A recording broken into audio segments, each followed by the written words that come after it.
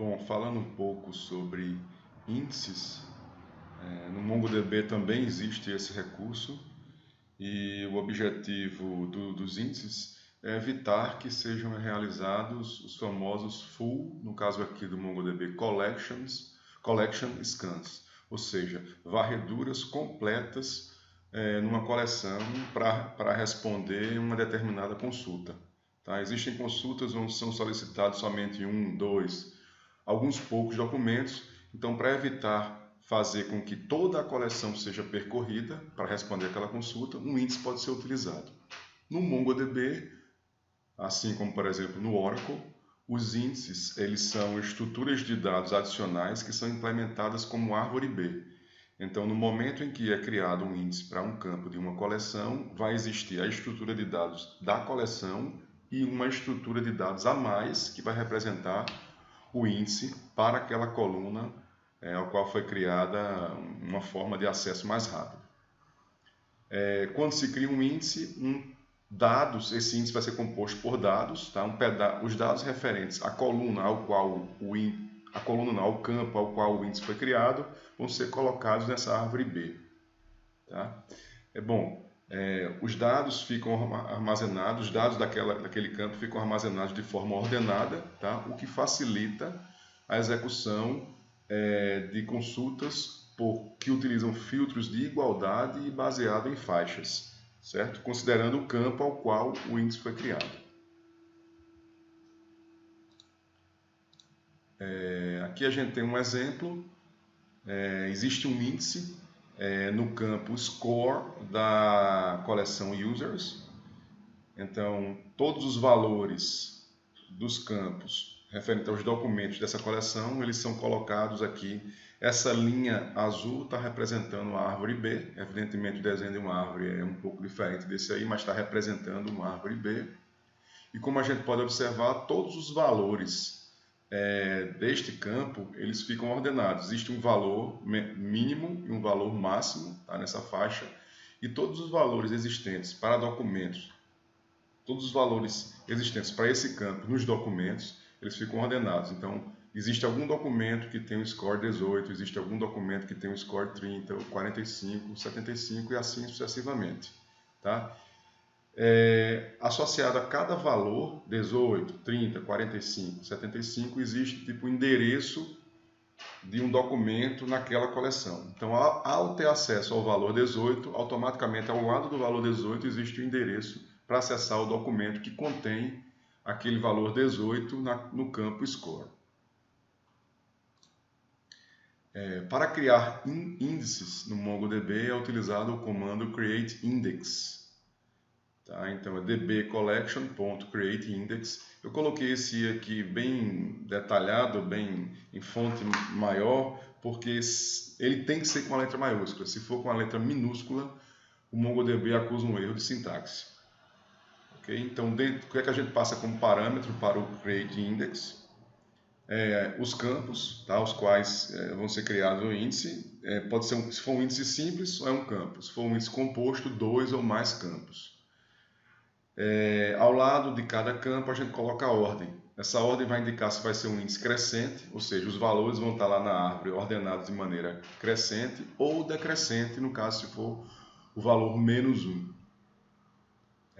Um detalhe aqui, enquanto o índice está sendo criado, as operações de leitura e escrita são bloqueadas naquela coleção até que a criação do índice seja finalizada. Portanto, o índice é um comando de manutenção, tá, do administrador do MongoDB e deve ser utilizado em períodos, por exemplo, em que o banco de dados MongoDB não está sendo utilizado.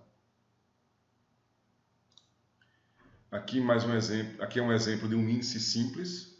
Eu estou inserindo alguns valores, alguns documentos na coluna users, onde todos os valores têm uma coluna user ID, tá? Coluna textual, e um outro campo, um campo chamado score, que tem um valor inteiro.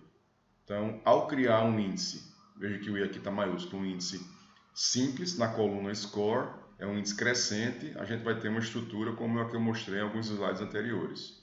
Então, um valor mínimo, um valor máximo, e todos os valores, tá, vão estar ordenados nessa faixa. Como eu falei, existe também o índice composto, tá? Onde o índice composto envolve 2 ou mais campos e essa ordem dos campos aí influencia. Então percebam que aqui está sendo criado um índice composto nos campos User ID e Score, sendo que User ID, os dados são ordenados de maneira crescente e em Score de maneira decrescente. Então, olhando aqui nessa faixa azul que representa o índice, o que a gente pode ver? Como o primeiro campo aqui do índice é User ID, então os dados são ordenados primeiramente pelo valor do User ID. Então A1 vem primeiro, A2 vem segundo, até XYZ. Tá? Em seguida, se houver repetição, por exemplo, se tiver mais de um documento, no caso aqui, ó, existe mais de um documento com o User ID CA2. Então, no caso, os valores da coluna Score vão ficar ordenados agora de maneira decrescente, visto que a gente utilizou o -1 aqui ao lado do Score. Então, 75, 55, 30 e assim sucessivamente. Os índices eles devem ser cuidadosamente analisados para ver se realmente existe a necessidade de utilizar aquele índice. E mesmo que um índice tenha sido criado, é preciso checar se um índice está sendo utilizado em uma ou mais consultas que justifica a criação daquele índice. Em alguns slides à frente, a gente vai ver como verificar se um índice está sendo utilizado numa consulta ou não. Tá? Bom, a gente sabe que numa coleção existem comandos de inserção de documentos, de remoção de documentos, de atualização de documentos, e à medida que os valores dos campos indexados daquela coluna vão sendo removidos, atualizados, inseridos, o índice ele vai sofrendo alterações. Então, pode chegar um momento que o índice pode estar, que ele é uma árvore B, ele pode estar desbalanceado. Então, por isso, é necessária a recriação periódica dos índices. Tá? Existe um comando chamado reindex, como a gente pode ver aqui, reindex, que é utilizado para reconstruir os índices de uma coleção. É uma operação custosa, assim como a criação também, e deve ser feito em períodos em que o banco de dados, periodicamente, né, em períodos em que o banco de dados está tendo pouco acesso. Como eu falei, não basta apenas criar um índice, é necessário verificar se o índice realmente está sendo utilizado por uma ou mais consultas. Se ele não tiver, não justifica a criação daquele índice, então ele tem que ser removido. Bom, o MongoDB ele oferece associado ao comando find, tá? Ele oferece uma opção no final do comando find chamada de explain, onde quando a gente utiliza o explain junto com o find, a consulta, na verdade, ela não vai ser executada. O que vai ser executado, o que vai ser mostrado para o usuário não é o resultado da consulta, e sim o plano utilizado pelo MongoDB para executar aquela consulta. Então, existe o plano ótimo e os planos que foram rejeitados por terem um desempenho inferior. Então, desse lado direito aqui, ó, nós podemos ver os planos rejeitados e do lado esquerdo o plano vencedor, que é o plano utilizado pelo MongoDB para responder aquela consulta. No plano vencedor, é possível a gente verificar aqui ó, que para responder a essa consulta, baseado no User ID e no Score 55, a gente tem duas condições, né, ligadas por um operador lógico I, tá? E está sendo utilizado o índice Score_1 para responder a consulta em questão. Então, isso aí justifica a criação do índice.